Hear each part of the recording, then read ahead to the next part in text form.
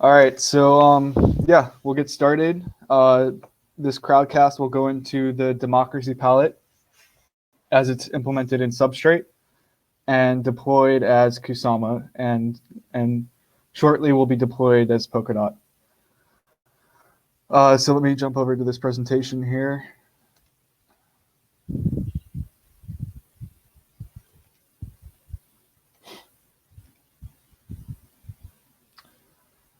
Cool.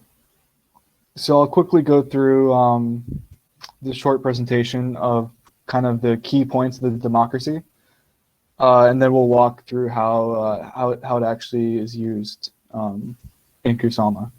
So at any point during the presentation, if you have a question, feel free to drop it into the question box. Should be right here. You can feel free to ask a question right here, and I'll probably pause at some point and see if anyone has any questions and answer those. So yeah, let's jump right into it. So let's do the walkthrough of the democracy.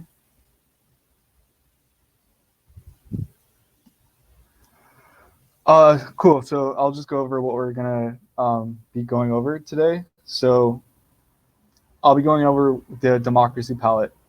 I'm not sure if everyone here has familiarity with Substrate already, but Substrate is a blockchain framework that allows developers to create the logic of their blockchain without needing to create all of the surrounding node code, such as transaction pool, networking, and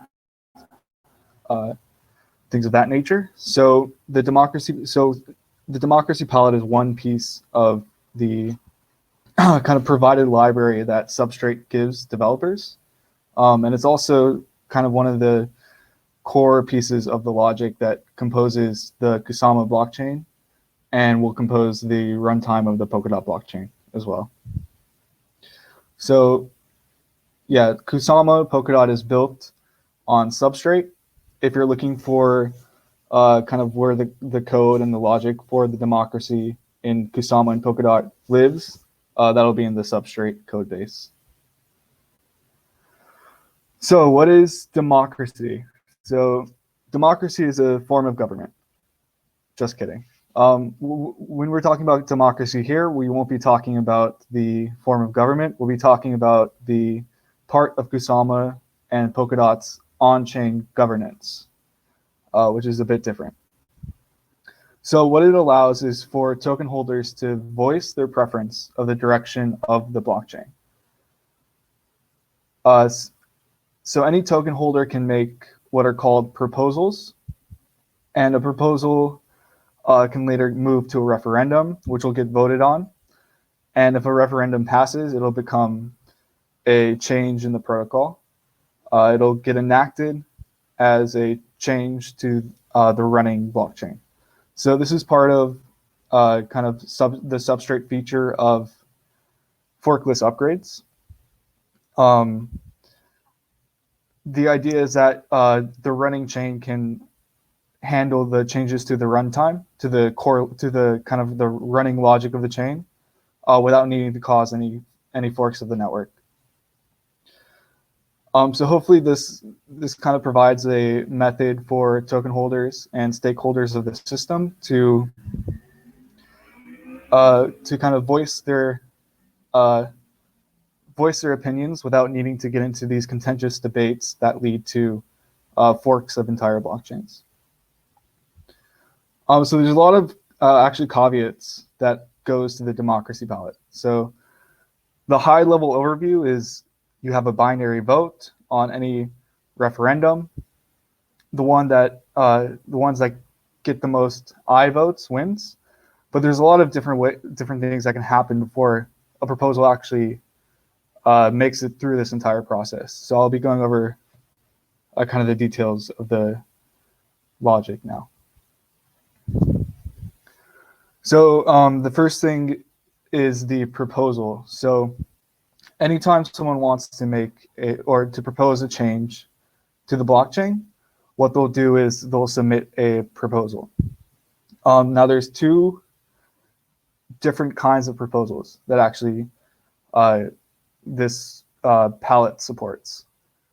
In Substrate, the name of the kind of modules of logic is called pallets. So if you hear me use the word pallet, I'm just referring to the kind of specific piece of code that makes up the democracy pallet. So in the democracy pallet, there's these two kinds of proposals. There's public proposals. So these are proposed by any token holder in the system. When someone proposes it, they submit what's called the preimage hash, and they lock up some tokens. So after a proposal enters into the proposal queue, it then has the ability for someone to come in and second that proposal.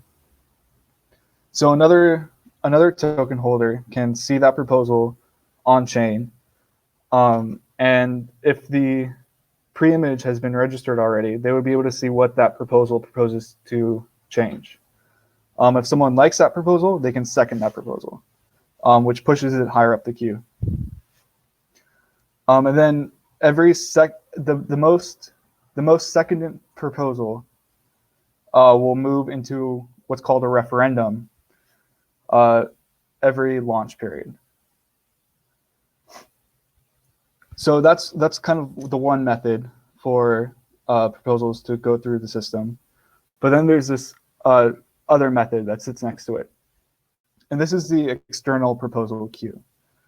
So these are proposals that get made by what's called the external origin, which is origin is, again, a kind of substrate term, meaning that this transaction originated from a specific caller. So in the case of the external proposals, the external origin, as it's implemented for Kusama and Polkadot, will mean the council. So the Kusama and Polkadot governance kind of has three distinct bodies. One of them is this referendum chamber, which the democracy kind of composes. And then the other two are the council and the technical committee. So any change to the protocol that is getting proposed by the council will get put onto this external proposal queue.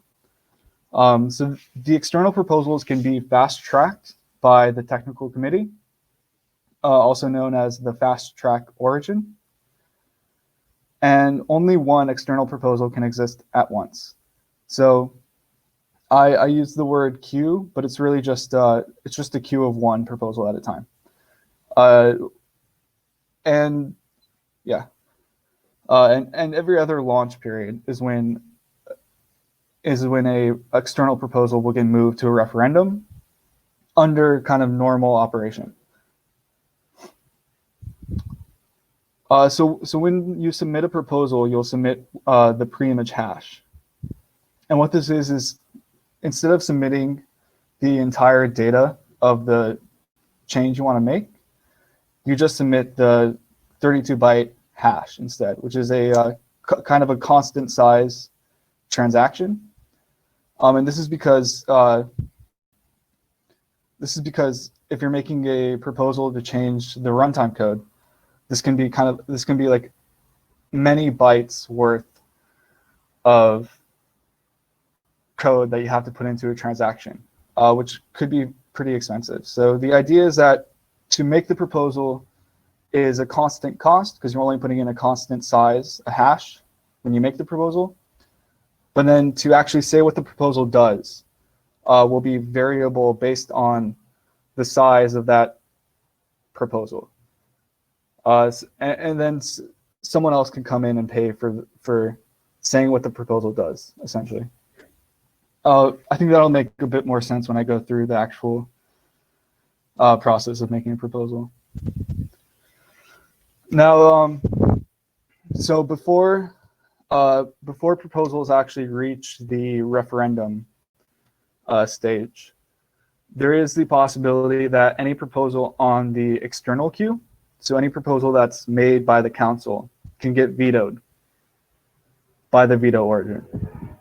Now, as this is implemented in Kusama and probably Polkadot, the veto origin is a member of the technical committee. So the technical committee is composed of the teams that have either implemented or specified the Polkadot protocol. So right now, that means that there's 2 seats on the technical committee for parity and 1 seat for Web3 Foundation. So any one member can veto a council proposal while it's sitting in the external queue. When a proposal gets vetoed this way, it becomes blacklisted, and then you have to wait a cooldown period before that proposal can be resubmitted. And each member of the technical committee can only veto a particular proposal once. So foreseeably, a proposal could be proposed 4 times, get vetoed by each member of the technical committee 3 times, 1 for each member. And then on the 4th time, the technical committee would have no power to veto that proposal, so it would eventually move to a referendum.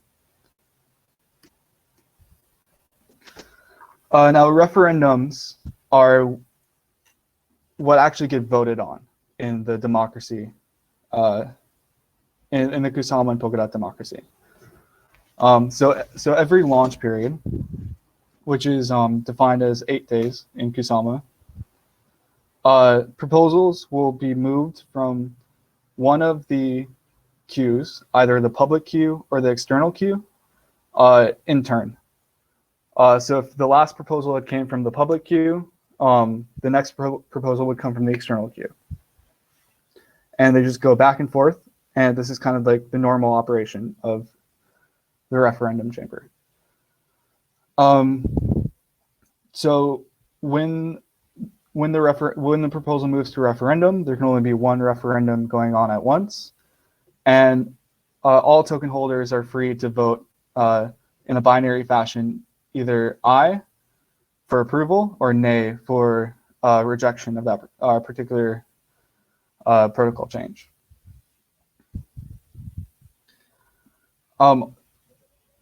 Yeah, and then all the voters who vote and their vote wins will get locked into the chain for at least the length of the enactment of the proposal. And the losers will have no lockup. And this kind of allows the people who lose the vote to exit the chain if they wish to, in case something particularly disagreeable to them happened in a referendum. So there's when someone makes a vote, kind of their voting power is determined based on how many tokens are sitting in their wallet or sitting in their account. So if you have 50 tokens, kind of all 50 of those count as the vote from that account. And that's kind of like the base power that account would have. But then there's the lock length, which kind of adds another dimension onto that voting power. And what it allows is it allows for a token holder to pump up their vote if they're willing to lock up their tokens for a longer period of time. So if they're willing to lock their tokens for the 8-day enactment period, then their vote counts as just what's in the account. So if it's 50 tokens, it just counts for the 50 tokens. If they want to vote and then not have to even wait for the enactment period, they can choose the no lockup, but their vote counts for 1/10 of the tokens that they hold in their wallet. So 50 tokens would count for 5 voting power. And then on the flip end, the longer that someone is willing to lock their tokens into the protocol, the stronger that their vote becomes. And the maximum lockup is 6 times. So in Kusama, it's 256 days. And this will allow someone to pump up their vote 6 times. So 50 would be 300.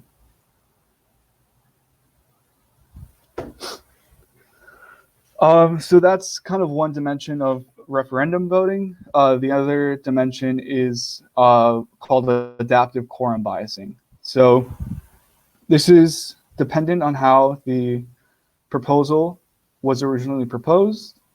Anything that comes from the public proposal queue will have the standard biasing, which is this orange line toward the top of this graph. Anything that comes from the council, or sorry, things that normally come from the council will have the okay, so things that normally come from the council will have this red dotted line. We'll have just the majority carries vote. And anything that comes from unanimous agreement of the council will have this green inverted line. So let me explain what this graph means. So as the x-axis is the turnout percentage, and the y-axis is the amount of ayes needed to carry the vote. So if we look at the standard line, we see that as the turnout increases, this line, the amount of ayes required, converges down to 50%, or a majority carries vote. But if there's this very small turnout, it requires a supermajority to get something passed. And so far on Kusama, we've seen, for all the public proposals, we've seen a pretty low turnout. So it means that there's a large supermajority that's required to pass anything that comes from the public.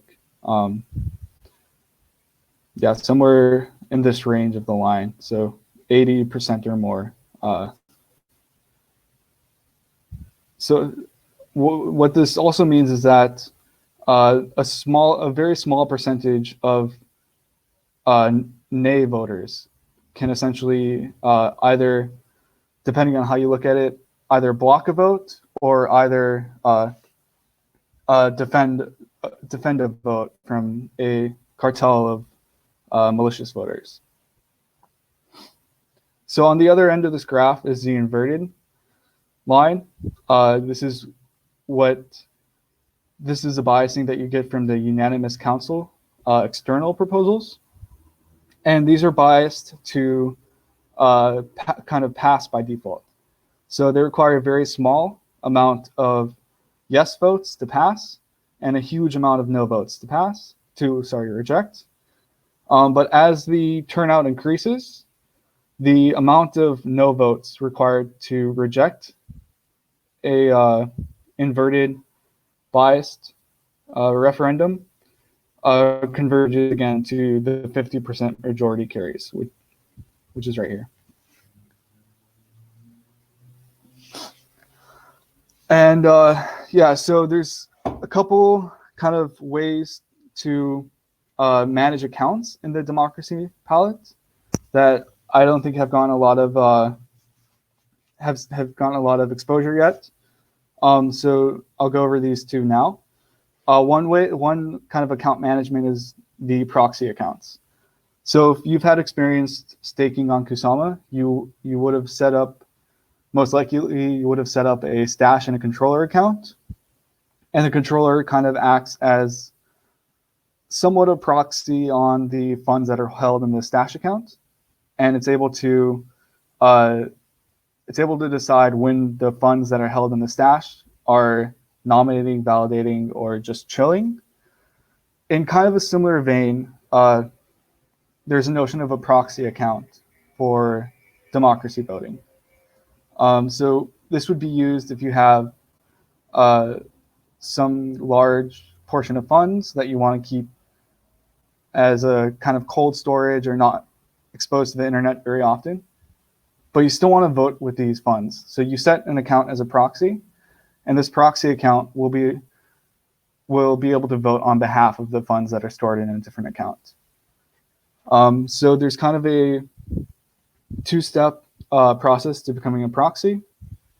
The first step is that the proxy opens opens itself as a proxy for a stash, and then the second step is that the stash has to call an activate transaction onto the proxy. And then there's also delegates in the democracy logic, and delegates are able. So essentially, when you delegate your funds, you don't proxy the ability to vote with your funds, but you essentially just give your voting power to the delegate.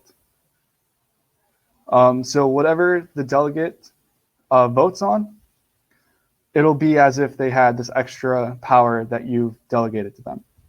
So instead of making a vote on every referendum, if you have someone that you just always agree with or that you trust their opinion on, you can delegate your voting power to them, and you can delegate to them with conviction as well. All right, so I'll check if there's any questions.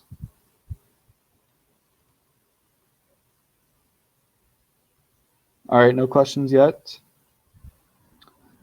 If you have a question, yeah, please put it into the question box. All right, so I'll go a bit now into how to use the democracy palette. So I'll be using the Polkadot JS apps dashboard, and I'll be using a local development chain that I have that just makes the launch period super quick. It makes it every 2 minutes, so that we can see things actually happen. So the first thing I'll demonstrate is how to set a proxy. So right now there's not kind of great UI support, but you can do it from the extrinsics tab. So the extrinsic tab allows you to send any kind of transaction type. You just have to kind of search for it and choose all of the input parameters yourself. So what I'll do is I'll call into the democracy palette, and I'll do the first step of creating a proxy, which is opening a proxy. So for this, I use the account that will be proxied and choose as the target the stash account that I want to make myself a proxy for. So let's say Bob wants to act as a proxy for Alice. Bob would send this open proxy transaction and target Alice.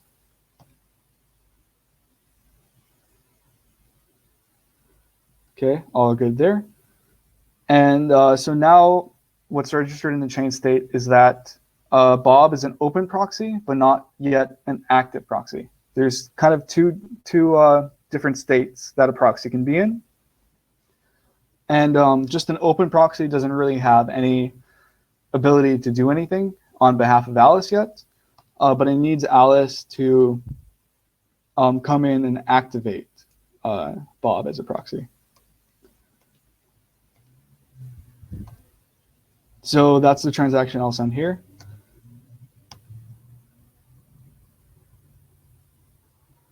Okay, good. So now Bob is activated as a proxy for Alice, and we'll be able to call this function proxy vote on behalf of Alice. So right now there's nothing to vote on. So let's go through and create a public proposal that we can later vote on. So yeah, again, there's kind of a two-step process to creating a proposal. The first process is that you need to get the pre-image hash of what that proposal will be doing. So the easiest way to do this from the UI is to click this submit pre-image button, set the parameters to what you want to propose. So let's say I want to let's send from Charlie. I want to set Charlie's balance to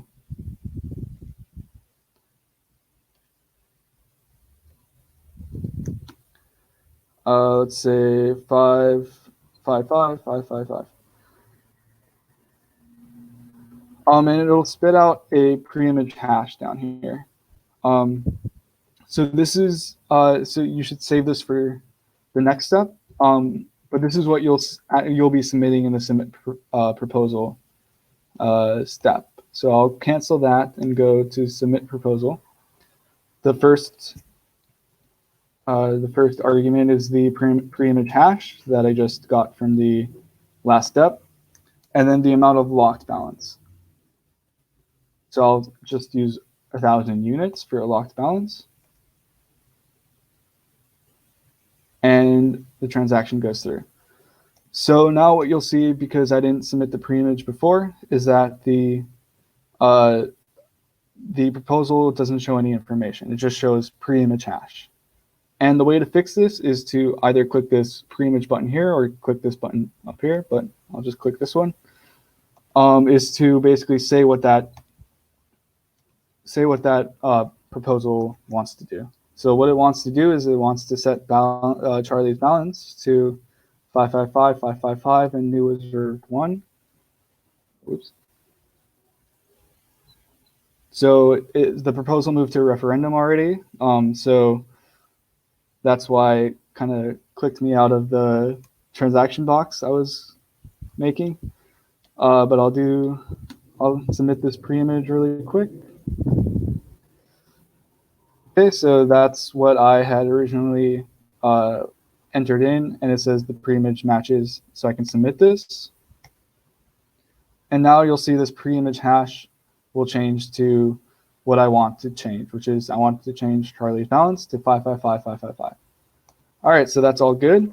Now, because this proposal has moved to a referendum, it needs to be voted on to determine whether it passes or not. So let's see. So let's do some votes. Let's use Alice and say Alice really wants Charlie to have these tokens, and Bob does as well.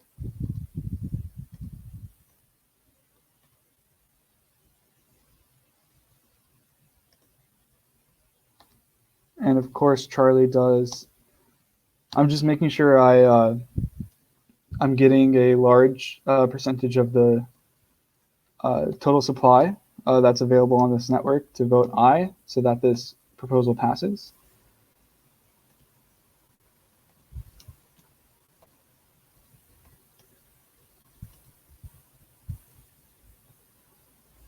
So that should pass. 29.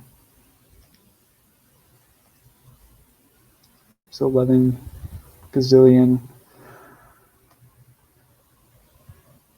Yeah, that should pass.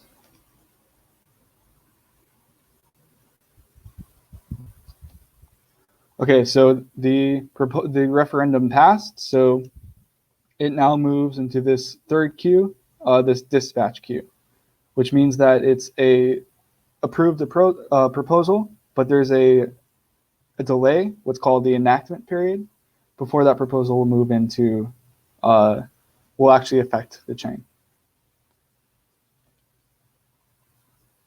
Yeah, so that's kind of the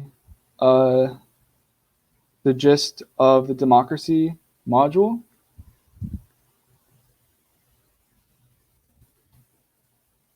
Let me see if there's any questions.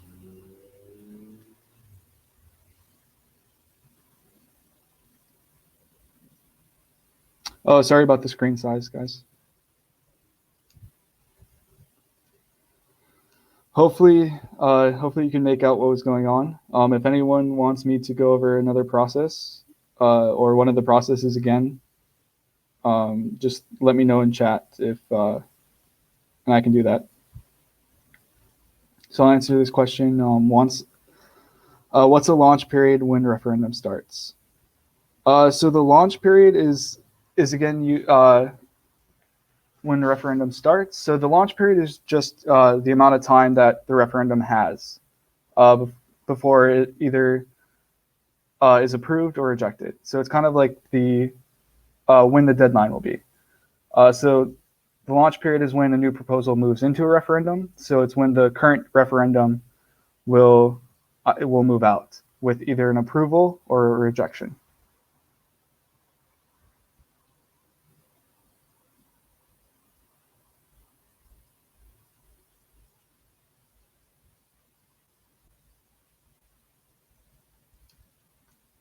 Okay, so yeah, so that's all the questions. Hopefully you guys can make out what was going on the screen.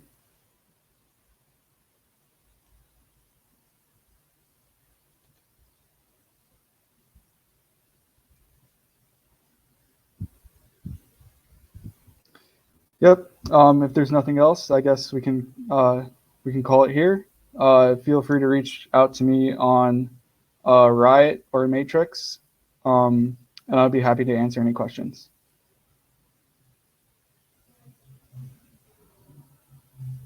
All right. Until next time, guys. Thanks for tuning in.